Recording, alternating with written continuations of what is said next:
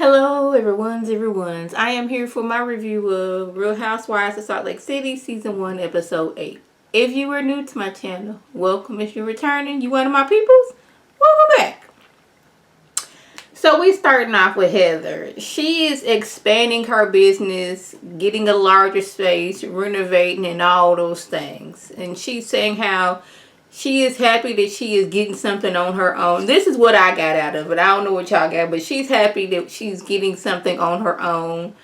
When she was married, she had like little side gigs, doing photography, maybe making like $400 or something like that, which was nothing for them because they had money on top of money.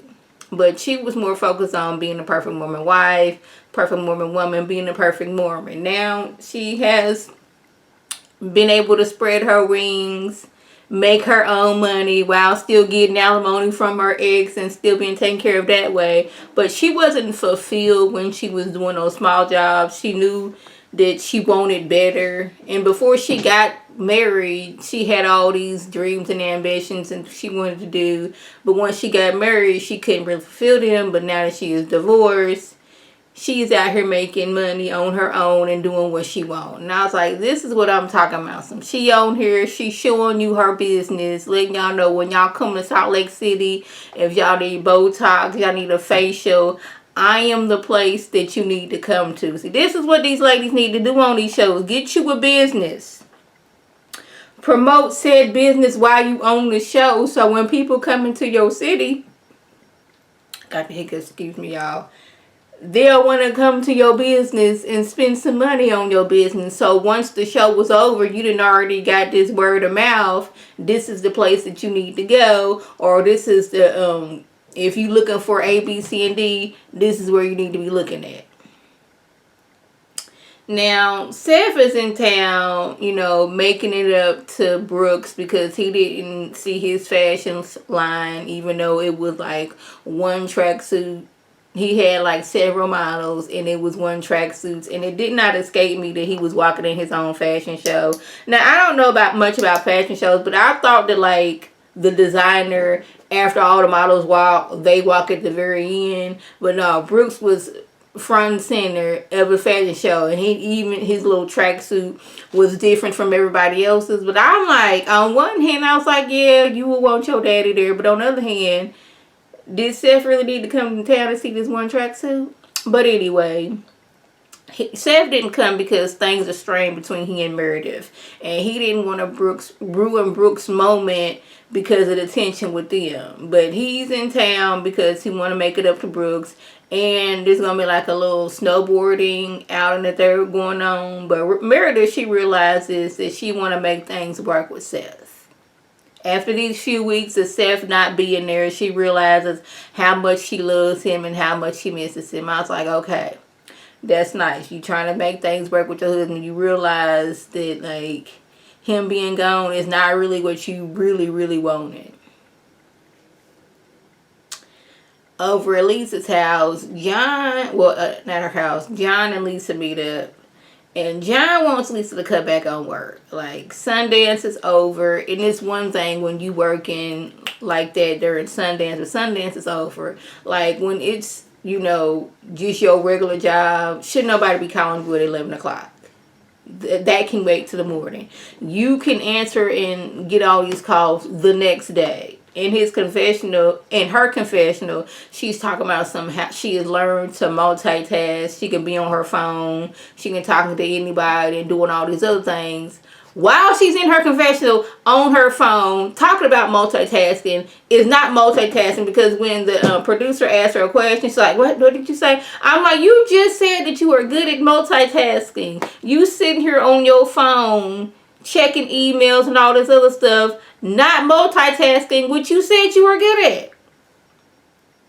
He says that the boys may feel neglected, and he's feeling neglected. It's like, it's work, it's the kids, it's them, and then quality time with them together is at the bottom. Her solution is to include the kids into what they're building. Not slow down on work, maybe take a night out a week where it's just family time. No, we gonna bring these kids in the empire that we're building. That's my solution. Yeah, that's where her mind is. I was like, you not listening to this man. This man wants some quality time with you. Your kids want quality time with you, but your solution is quality time is them showing the business so they can come in and help too. Whitney's daddy can call because he upset because they trying to give him a roommate. Now, he didn't explain to them when he checked in that he did not want a roommate. But now he talking about something. He wants to get back to his career and be more productive. Thing is, he hasn't gone to any salon out here like, hey, I got my license. I would like to work in your salon or none of that. Like the first, okay. He hasn't been looking, but it seemed like he's coming to Whitney like, hey, I need you to help your daddy out. Because he did this before. Like the first time he went to rehab, he wanted Whitney to pay because all the things he did to her in her life, I put you, like I fed you, I clothed you, I sheltered you, when you got in that wreck, I paid for that. So, you need to help your daddy out after all the stuff I done did for you. I done brought you into this world as least you can do to help your daddy out. That's where he was going on things. And Whitney, even though she was feeling some type of way, she did, she ended up paying anyways. But she wants him to stay in the treatment and like, you need to find you like some type of job, do something to where you can be making some money. So once you do finish the program, you can get to your own place and then you can start like trying to get back into doing hair. But I know what's wrong, but I think it's just comical. He's talking about he a hairdresser, but his hair is looking like that. I'm like, so you supposed to be working on somebody's head, but your hair looking like that. Okay, I guess he thought, okay, Whitney and her husband, they got money, so they just gonna, give me the money to have my own salon, and I'm gonna just go from there. They got money, why can't they help me out? That's the way he go. And Whitney's like, no, you need to do this on your own. You need to go out here and make your own money, so you can get your own place, and we can go from there. I'm not helping you.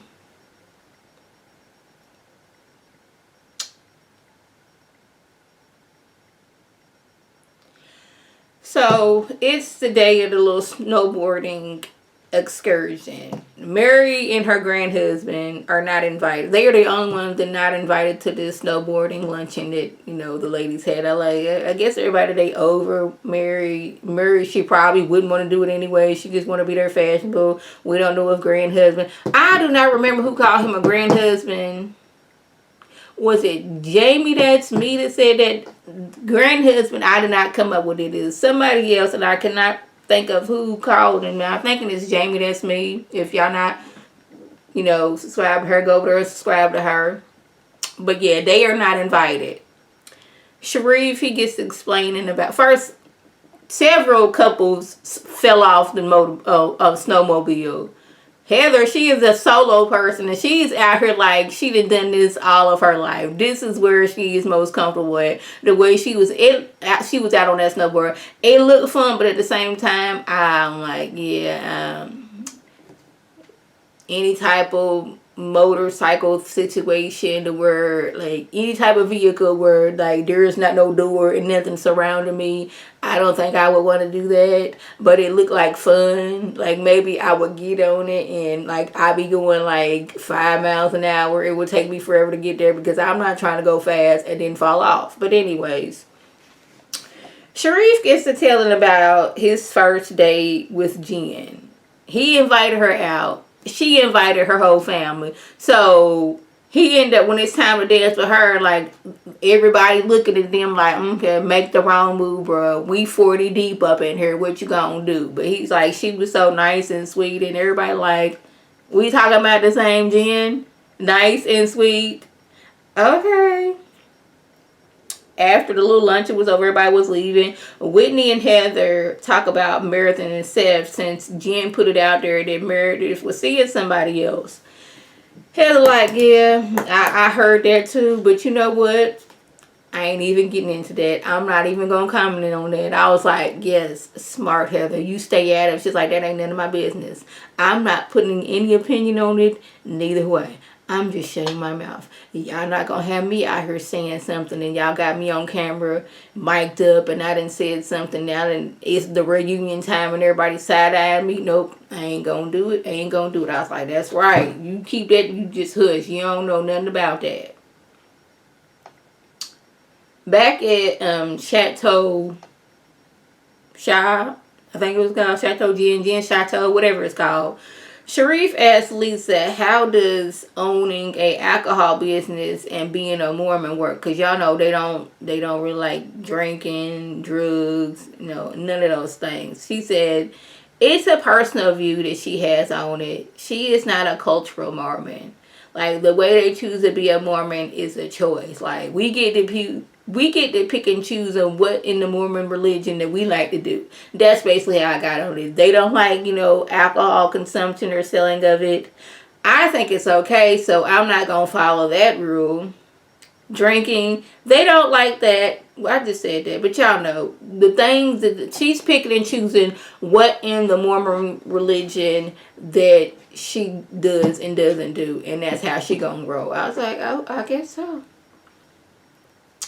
But I did find it weird that Jen is always talking about how Sharif is never in town. He is always on the road. And the day he is in town, you didn't choose to spend it with him and him alone. You going on doggone group dates. You inviting everybody back to your house. You going off with the girls into the hot tub. If I was missing my husband like that, I've been like, y'all, I will catch y'all when Sharif is back in town. Yes, I'm being funny right now. I ain't seen my husband in a good little minute. It's just going to be us for the next however before he leaves. I wouldn't been out here making no group dates or anything, but I just thought that was weird. You always talking about Sharif is gone, but when you got Sharif there, you on a group date with him. Anyways.